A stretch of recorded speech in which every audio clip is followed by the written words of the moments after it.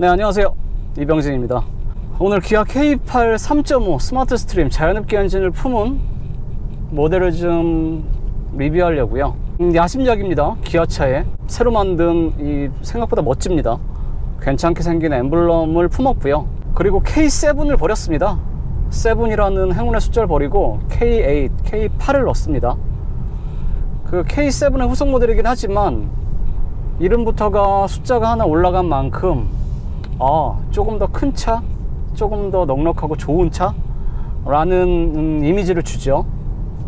실제로 좀 둘러보고 타보고 하니까 맞습니다. 기존의 K7보다 우선 결론부터 말씀드리면 K7은 조금 더 스포티하고 뭔가 좀 단단하고 다부진 느낌이 있었다면 이 K8 같은 경우에는 특히 3.5 스마트 스트림 자연흡기를 품은 이 모델 같은 경우는 넉넉하고 적당히 부드럽고 푸근합니다.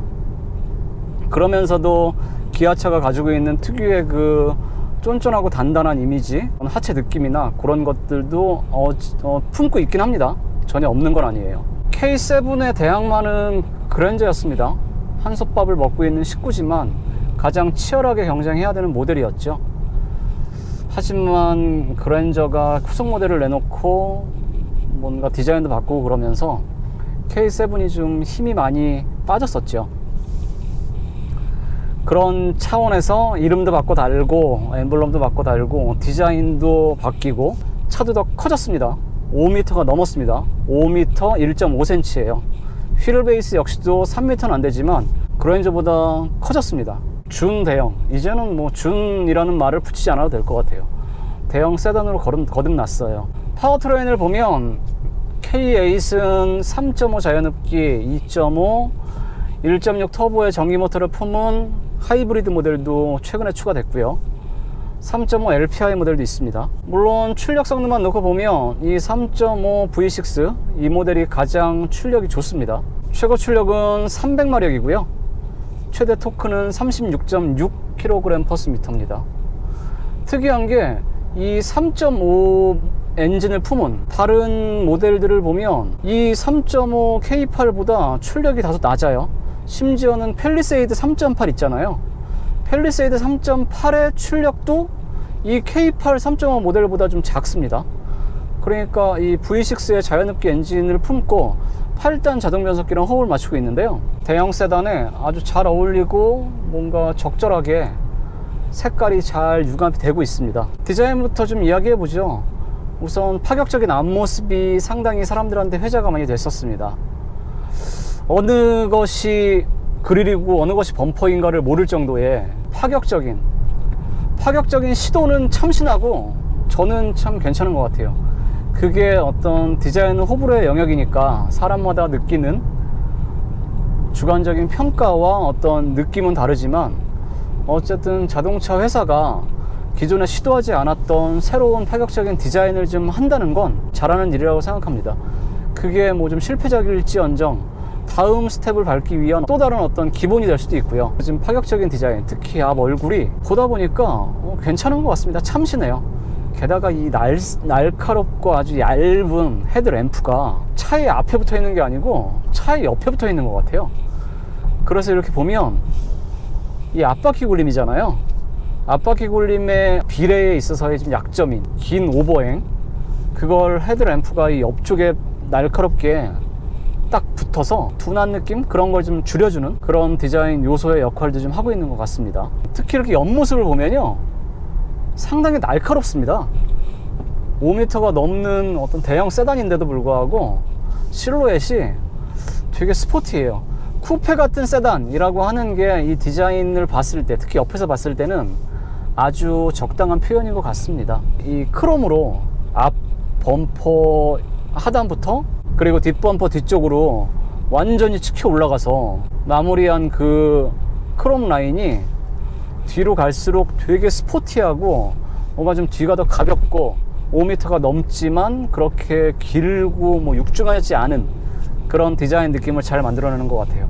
특히 뒷모습이 저는 개인적으로 마음에 들던데요, 이 테일램프의 깔끔함도 깔끔함이지만 입체적으로 이렇게 막 넣었다 뺐다 해서 양과 음의 어떤 그림자의 차이, 그런 것들을 절묘하게 만들어내서 더 뒤에서 봤을 때 이 대형 세단, 5m가 넘는 세단에 좀 둔탁하고 무거워 보일 수 있는 이미지를 아주 잘 다부지고 단단하고 날카롭게 마무리한 것 같아요. 특히 C필러 라인은 비록 타고 내릴 때 좀 불편할지언정, 하지만 실제로 타고 내려 보니까 그렇게 뭐 고개를 많이 숙여서 불편하게 타고 내려야 되는 그런 공간도 아닙니다. 워낙 휠베이스가 있으니까요. 그렇게 아주 그냥 매끈하게 트렁크 리드까지 떨어지는 그 라인이 매력적이에요. 실내로 들어와 보죠. 실내로 들어와 보면 군더더기 없이 아주 깔끔하고 마음에 들어요. 우선 이 쭉쭉 수평 라인을 많이 썼기 때문에 이 옆으로도 넓고 시원시원해 보이고요.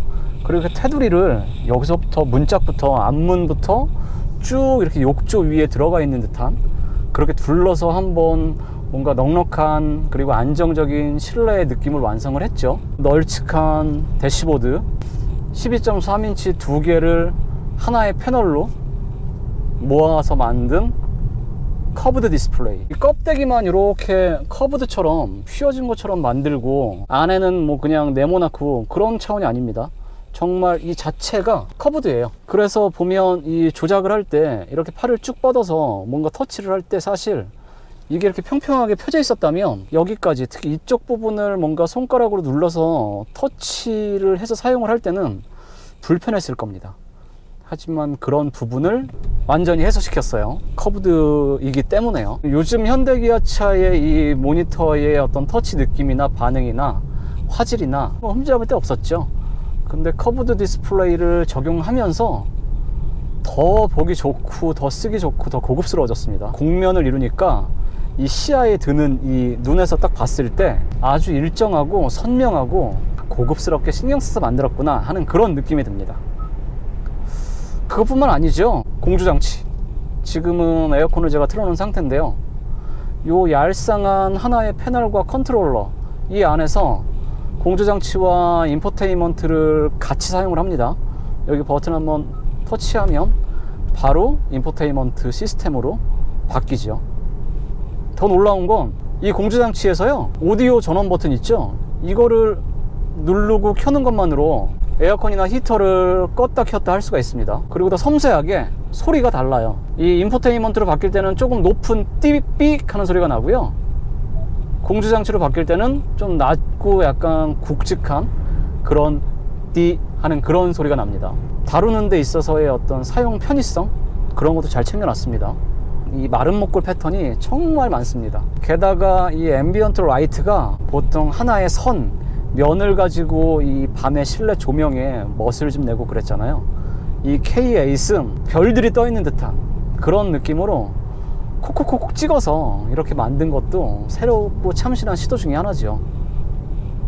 그리고 이 기어 노브와 어떤 드라이브 모드, 뭐 주행과 관련한, 기어 노브가 아니죠, 기어 다이얼, 그리고 드라이브 모드 버튼, 뭐 오토 홀드 같은 주행 편의성과 관련한 버튼들이 이쪽에 모여 있는데요, 여기가 약간 이렇게 위로 앞으로 갈수록 이렇게 떠 있어서 여기 팔을 딱 대고 컨트롤을 하면 정말 각도가 편하게 그렇게 딱 잘 만들어 놨습니다.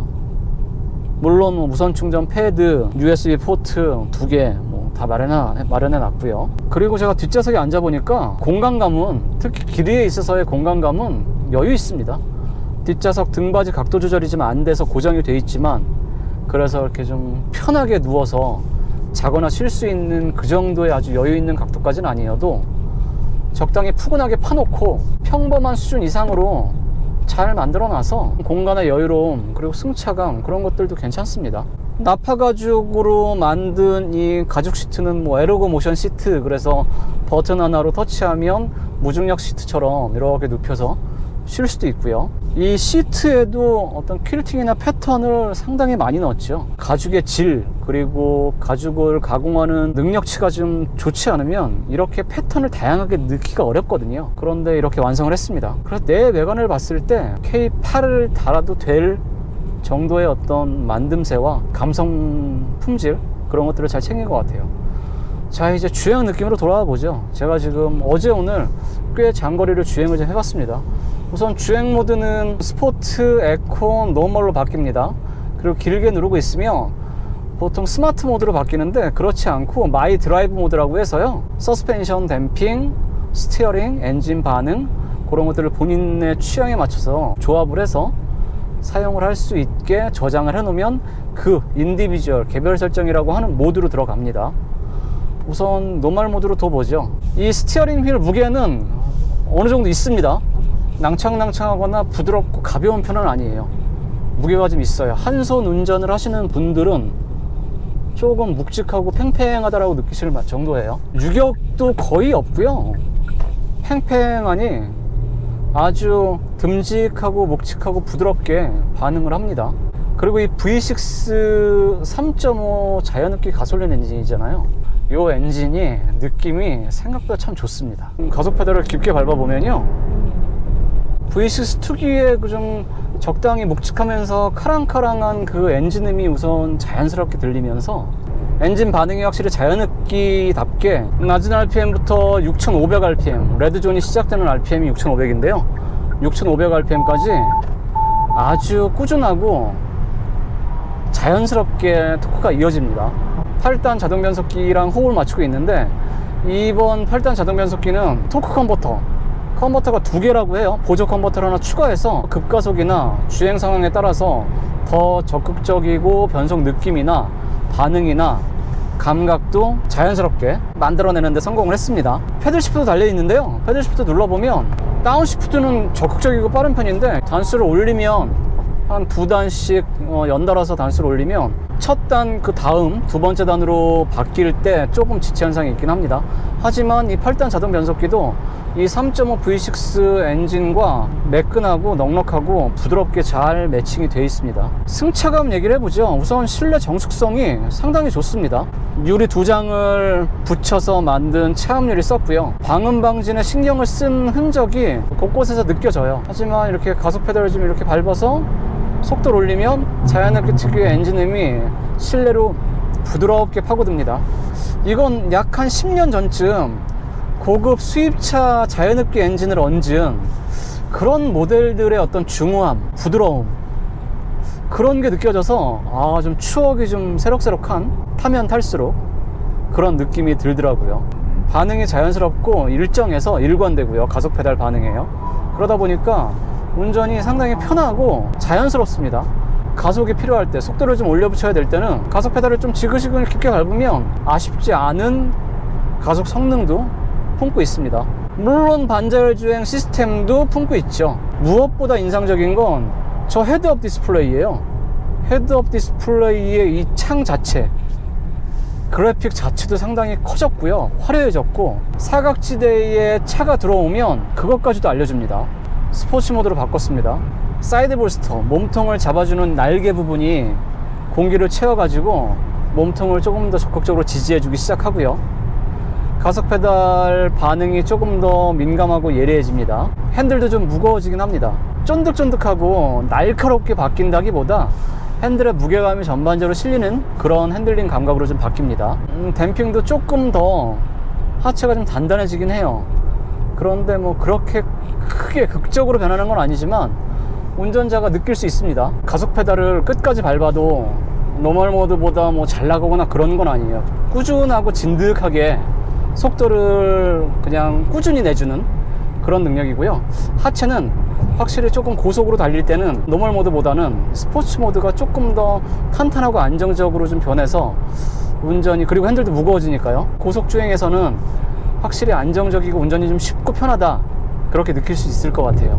하지만 이 좀 단단해지는 스포츠 모드라고 해도 어떤 요철이나 둔턱 구간을 좀 지나가도 고급스럽게 지나갑니다. 텁텁거리고 그냥 두둑하고 모르고 충격이 고스란히 전해지거나 그렇지 않아요. 지금 이 3.5 모델은 전자지어 서스펜션이 들어가 있습니다. 적용형 댐핑이죠. 그래서 조금 더 고급스럽고 안정적인 그런 하체 느낌을 보여주는데요. 이게 2.5 모델에서는 전자지어 서스펜션을 옵션으로도 고를 수가 없더라고요. 3.5 모델에만 들어간다고 하는데 전자지어 서스펜션을 옵션으로 넣어도 괜찮을 것 같아요. 그런데 2.5에는 없다고 하니까 2.5에는 넣어주시지. 괜찮잖아요. 네, 다 같이 좋은 거는 많이 쓰면 좋으니까요. 노멀 모드로 한번 다시 바꿔볼게요. 이 사이드 볼스터의 날개 부분이 힘을 빼고요. 하체 느낌은 그랜저보다는 확실히 단단합니다. 고급스럽게 단단한 편이에요. 그렇다고 막 묵직하게 뭔가 도로를 끈적끈적하고 묵직하게 내리물고 달리는 그런 어떤 고급스러운 맛까지는 아니고요. 그냥 편안하고 넉넉하고 안정적으로 아주 괜찮을 만한, 지금 이 터널을 제가 지금 달리고 있는데 이 터널이 보시기에는 아주 깨끗한 도로 같지만 약간 이렇게 좀 굴곡이 있는 그런 지금 코스거든요. 그런데도 거의 이 노면을 느낄 수 없을 정도로 아주 부드럽고 넉넉하고 편안하게 잘 주행을 합니다. 이번 K8을 타면서 40대, 50대 그리고 60대 분들까지도 좀 넉넉하고 여유로운 가족 세단을 찾으신다면 추천을 드리고 싶어요. 이 편의 장비가 상당히 풍성하고요. 게다가 이 실내 구성이 군더더기가 없으면서 쓰고 사용하기가 너무너무 편해요. 이 많은 옵션을 품고 있음에도 불구하고 찾아서 쓰고 편하게 다루기가 참 좋습니다. 그리고 실내가 조용하고요. 운전 재미는 없지만 운전이 상당히 편하고 안락하고 여유롭습니다. 게다가 이 V6 자연흡기 엔진이 주는 3.5L면 꽤나 배기량이 높은 편이죠. 요즘에는 이 3.5L 자연흡기 엔진이 주는 요 자연스러운 느낌, 반자율 주행 시스템, 차로의 가운데를 물고 가는 능력도 아주 탁월하고요. 이 모델은 시그니처예요. 시그니처 트림에 앞바퀴 굴림이고 거의 넣을 수 있는 모든 옵션이 다 들어가 있습니다. 4,900만원 정도 하는 걸로 계산을 해보니까 나오더라고요. 저렴한 편은 아니죠, 확실히.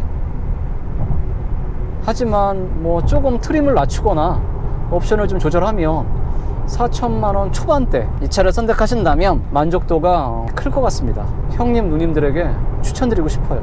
디자인은 상당히 매끈하게 잘 빠지고 스포티하지만 주행 성능은 아무래도 이 길이가 있고 덩치가 있고 그리고 패밀리 세단 컨셉을 품고 있다 보니까 여유로운 세팅입니다. 와인딩을 과격하게 타거나 뭔가 서킷을 타거나 그런 데서 즐기기에는 그다지 잘 어울리는 모델은 아닙니다. 그러면 오늘 K8 리뷰 영상은 이쯤에 정리하겠습니다.